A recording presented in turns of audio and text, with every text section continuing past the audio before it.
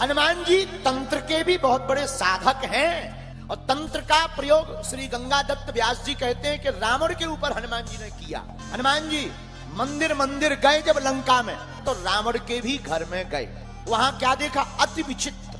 रावण ऐसे ही बिखरे हुए वस्त्रों में पड़ा है और सो रहा, बगल में स्त्री सो रही। हनुमान जी ने उस विचित्रता को देखा तो सोचा कौन है ये? क्या जिनकी हम तलाश कर रहे कहीं वो तो नहीं? नहीं नहीं नहीं, ये तो हो ही नहीं सकता।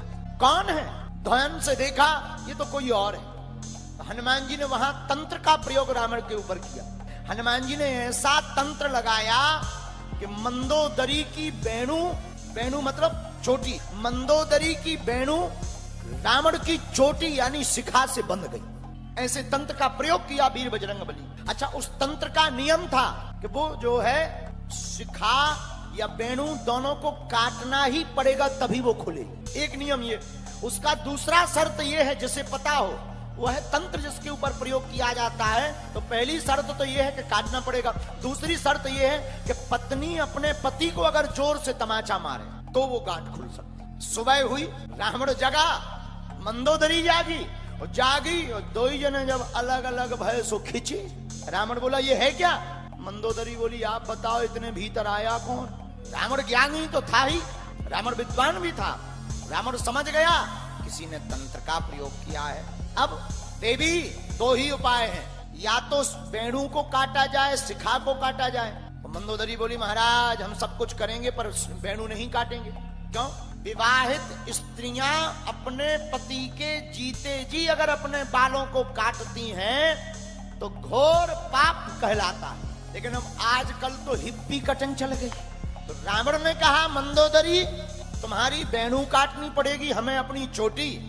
मंदोदरी कहती है कि महाराज प्राण चले जाएं पर मैं अपनी वेणु नहीं कटने दूंगी आपके जीते जी। तो रावण बोले फिर एक ही उपाय है। बोले क्या? यहाँ कोई नहीं देख रहा, फिर नहीं तो सेवादार आ जाएंगे, एक जोर से तुम तमाचा मारो हमें।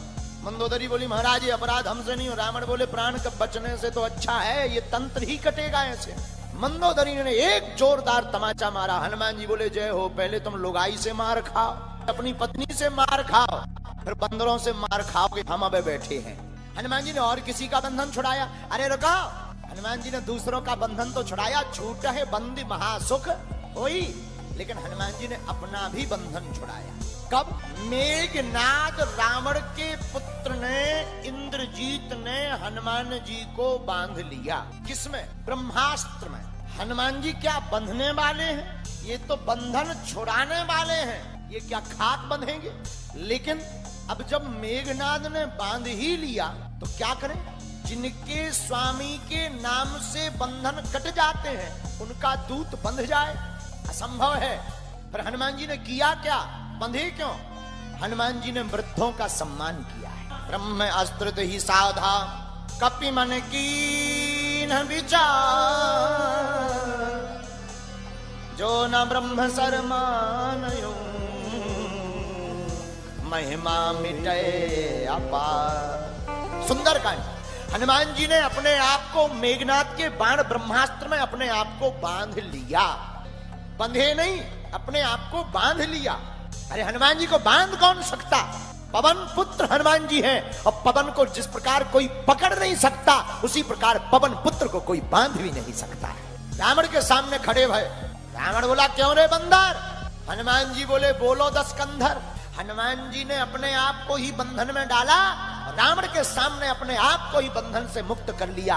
हनुमान जी मानो कहना चाहते हो कि हम खुद ही बंधते हैं और खुद ही खुलते हैं। जो स्वयं बंधे खुद खोले वही तो दूसरों को बंधन से छुड़ा पाएगा। इसलिए हनुमान चालीसा जरूरी।